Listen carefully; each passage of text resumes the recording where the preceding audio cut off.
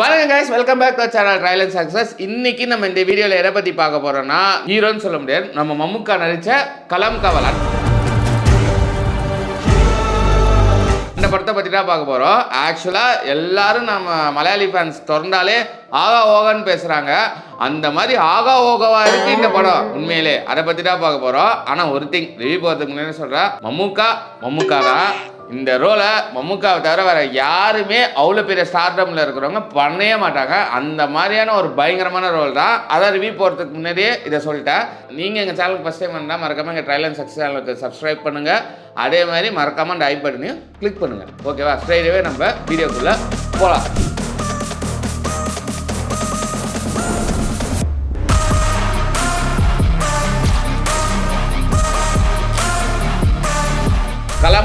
களம் காவல் இந்த ஸ்டோரி எதை பேஸ் பண்ணினா, சைனேட் மோகன் ஒரு சைக்கோபாத் இருந்திருக்காரு. அவர் என்ன பண்றாருன்னா, இந்த மேரேஜபிள் ஏஜ்டு உமன் சொல்லலாம், லிட்ரலி ஒரு குரூப் இருக்கு. அவங்க டைவர்ஸியா இருக்கலாம், இல்ல அவங்க ஹஸ்பண்ட் இல்லாம இருக்கலாம், இல்ல மேரேஜுக்கு ரெடியா இருக்கிற பொண்ணுங்க இருக்கலாம். அவங்களெல்லாம் கடத்தி கொலை பண்றாரு. ஓகேவா? அதுதான் சைனேட் மோகன் பண்ணாரு. அதை தழுவிதான் இந்த படம் எடுத்திருக்காங்க. ஆக்சுவலா இந்த படம் என்னன்னா, விநாயகன் ஒரு ஸ்பெஷல் பிரான்ச் போலீஸ் ஆஃபீஸர். அவர் ஒரு கம்யூனியல் ரைட்ஸ், ஒரு மத சண்டைய விசாரிக்க வருவாரு.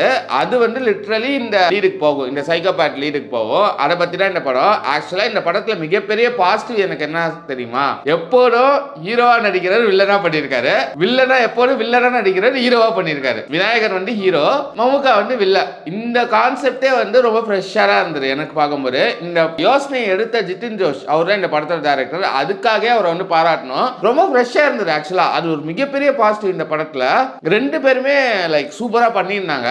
ஏன் மம்முட்டி தி லெஜண்ட் சொல்றாங்கன்னா, இந்த படம் தான் ஒரு சாலிட் எக்ஸாம்பிள். ஏன்னா இந்த ரோலு அவரை தவிர வேற யாருமே ஏற்று நடிக்க மாட்டாங்க. அந்த மாதிரியான ஒரு தரமான ரோல் தான். அந்த மாதிரியான ஒரு தரமான வில்லனிசம் சொல்லலாம். ஆக்சுவலா பெருசா மாஸ் எலிமெண்ட் இருக்காது. ஆனா அந்த மாஸ் எலிமெண்ட் ரொம்ப சட்டிலா, அதே மாதிரி கேஷுவலா வரும். ஒரு லிட்ரலி ஒரு சிகரெட்டை வச்சு ஸ்மோக்கை வச்சு சூப்பரா விளாண்டுருப்பாங்க. அது எவ்வளோ மாஸ்னா, அந்த இன்ட்ரோல் பிளாக் ஒரு பயங்கரமான பேங்கர் இன்ட்ரோல் பிளாக் தான். அது வேற லெவலில். இது அது பண்ணும்போதே அப்பா மம்முட்டி தாண்டா அப்படின்னு ஒரு ஃபீல் வந்துட்டே இருக்கும்ல. மம்முக்கா அந்த ஃபீல் தான். லிட்ரலி இந்த மனுஷன் பண்ணாத எதுவுமே கிடையாது.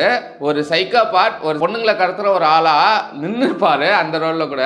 வேற லெவல். அதே மாதிரி விநாயகமே சூப்பராக அதை காம்ப்ளிமெண்ட் பண்ணியிருப்பாரு. ஈவன் சில விஷயத்தில் ஆர்டர் இருந்தாலே பயங்கரமாக இருக்கு. அதை தாண்டி இந்த படத்தில் மிகப்பெரிய பாசிட்டிவ் யாருன்னு சொல்லலாம், இந்த படத்தோட மியூசிக் தான். முஜிப்போட மியூசிக் சூப்பராக இருந்தது. நம்ம ஆல்ரெடி எக்கோவில் பேசின மாதிரிதான் இந்த மியூசிக் அது அந்த படத்தோட ஜெல்லா இருக்கும். அதை சூப்பராக பண்ணுறாரு.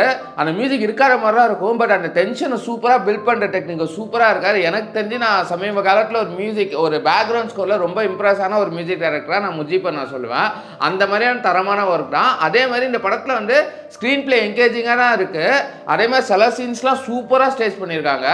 ஆனால் சில சீன்ஸ் அப்படியே ஆப்போசிட்டாக, சில சீன்ஸ்லாம் அவ்வளோவா ஸ்டேஜ் பண்ணாத மாதிரியே இருந்தது. அவ்வளோ என்கேஜிங் ஃபேக்டருமே கொஞ்சம் ஆன் அண்ட் ஆஃப் இருந்த மாதிரியே எனக்கு ஒரு ஃபீல் இருந்துகிட்டே இருந்தது இந்த படத்தில். சாப்டராக போயிருக்காங்க.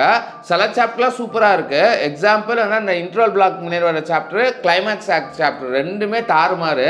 ஆனால் அதை தாண்டி இந்த ஃபர்ஸ்ட் ஹாஃபில் வர அந்த செகண்ட் சாப்டர் கொஞ்சம் அப்படியே லேகராக இருந்தது. அதே மாதிரி இன்ட்ரோல் பிளாக் முடிஞ்சு ஒரு சாப்டர் வர அந்த 5th chapter around 4th and 5th reincarnation ஒரு இது, அதுவுமே கொஞ்சம் ஆன் அண்ட் ஆஃப் தான் இருந்தது. ஏன்னா எனக்கு எப்படி இருந்ததுன்னா, திருப்பியும் ரிப்பீட்டேட்டிவாக இருக்குது. ஆமாம், அவர் பண்ணதான் பண்ணுறாரு, பட் ஸ்டில் அது ரிப்பீட்டேட்டிவாக இருக்குது. அதே மாதிரி ஒரு கேட் அண்ட் மவுஸ் கேம் தான். அந்த கேட் அண்ட் மவுஸ் கேம்னா ரொம்ப பரபரப்பு உச்சத்தில் நீங்கள் எதிர்பார்த்து போனீங்கன்னா அந்த மாதிரி பரபரப்பு உச்சத்தில் இருக்காது. டிப்பிக்கல் மலையாளம் சினிமாவில் இருக்கிற ஸ்லோ ஃபேஸ்டாக இருக்கும். பட் அந்த ஸ்லோ ஃபேஸ்லேயே ஒரு டென்ஷனை கிரியேட் பண்ணுவாங்க. இது அந்த டென்ஷன் அந்த டுவர்ட்ஸ் தி எண்டு அந்த டென்ஷன் சூப்பராக பில்ட் ஆகுது. ஆனால் அந்த ஃபஸ்ட்டு லைக் அந்த சில இடத்துலலாம் எதுக்கு நம்ம ஓவரால் அந்த டென்ஷன் வேணுமே, அந்த ஓவரால் டென்ஷன் இருக்கான்னு கேட்டிங்கன்னா எனக்கு அவ்வளோவா இல்லை. பட் எங்கே நான் ஒரு விஷயத்தை அட்ரஸ் பண்ணியே ஆகணும். ஏன் நம்ம மம்முட்டியை பாராட்டுச்சு, ஏன் மம்முட்டி அந்த அட்டெம்ப்ட் எடுக்கிறாருன்னா அந்த ஆடியன்ஸை நான் சொல்ல முடியும். ஏன்னா எனக்கு பர்சனலாக ஒரு ஃபீல் இருந்துச்சு. என்னன்னா, ஆடியன்ஸ் மம்முக்காவோட இன்ட்ரோக்கு பயங்கரமாக பிளாஸ்டாக ட்ராப் பண்ணாங்க. நான் ஒரு ஃபுல் ஹவுஸ் பெரிய ஸ்க்ரீனில் தான் பார்த்தேன் எங்கள் ஊரில். அப்போ இருக்கும்போது பயங்கரமாக அந்த இன்ட்ரோக்கு எரப்ட் பண்ணாங்க, இன்ட்ரோல் பிளாக் மாஸ் மூமெண்ட்டுக்கு எரப்ட் ஆகுறாங்க. அதே மாதிரி அது என்ன நம்மளுக்கு கிளைமேக்ஸ் தெரியும், ஒரு இதுதான் பண்ண போறாரு. கிளைமேக்ஸில் ஒரு இடத்துல வந்து மம்முக்கா வந்து ஹெல்ப்லெஸ்ஸாக இருப்பார், விநாயகம் வந்து ஹீரோ அந்த டிப்பிக்கல் ஹீரோ எலமெண்ட்ல வருவார். அங்கேயும் மம்முக்கா ஹெல்ப்லெஸ் மூமெண்ட்ல இருக்கும்போது அந்த ஸ்டோரியை உள்ளே போய் அந்த மூமெண்ட்டை டெலிஸ் பண்ண ஒரு ஃபீல் அவ்வளோ பிளாஸ்ட் தேட்டரில். அது எல்லா அதர் இண்டஸ்ட்ரியில் கிடைக்குமா அப்படின்னு கேட்டிங்கன்னா அது மிகப்பெரிய கொஸ்டின் மார்க் தான். ஏன்னா அந்த ஹீரோவை மாற்றிக்கிறாருன்னு ஒரு இடத்துல வரும்போது யாருமே அதை அக்செப்ட் பண்ண மாட்டோம். அக்செப்ட் பண்ணுறதாட்டி இந்த டேரக்டரே வந்து ஓகே அவர் அவ்வளோ பெரிய ஸ்டார் பாறை மாற்றுவோம் அப்படின்னு மாற்றுவாங்க. அது எதுவுமே இல்லாமல் அந்த ஆடியன்ஸ் அக்செப்ட் பண்ணுறாங்க தெரியுமா, அங்கே தான் நினச்சி நிற்கிறாங்க. மம்முக்காவை ஸ்டைலாக சிகரெட் விடும்போது கத்துறாங்க, பீக் வில்லனிசம் பண்ணும்போது கத்துறாங்க, ஒரு படமாக ஸ்டோரிக்குள்ளே போயுமே கத்துறாங்க. அங்கே தான் வந்து அந்த ஆடியன்ஸை வந்து நான் பாராட்டே ஆகணும். எனக்கு அந்த ஃபீல் பயங்கரமாக இருந்தது. இந்த படம் இல்லை இந்த மம்முக்கா வந்து ஏன் இப்படி நடிக்கிறாருன்னா அது அப்புறம் அது மம்முக்கா கிரியேட் பண்ணிட்டாரா, அந்த ஆடியன்ஸை டியூன் பண்ணிட்டாரா, இல்லை அந்த ஆடியன்ஸே அப்படியான புதுதான் நம்ம ஒரு தமிழ் ஆடியன்ஸாக யோசிச்சு பார்த்தா அந்த மாதிரியான ஒரு டிப்பிக்கல் தான்.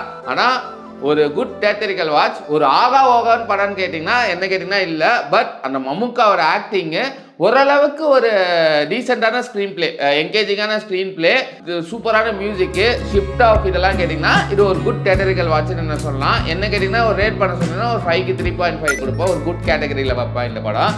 நீங்கள் ஆல்ரெடி இந்த படத்தை பார்த்தீங்கன்னா உங்கள் வியூஸை வந்து கமெண்ட் செக்ஷனில் பதிவு பண்ணுங்கள்.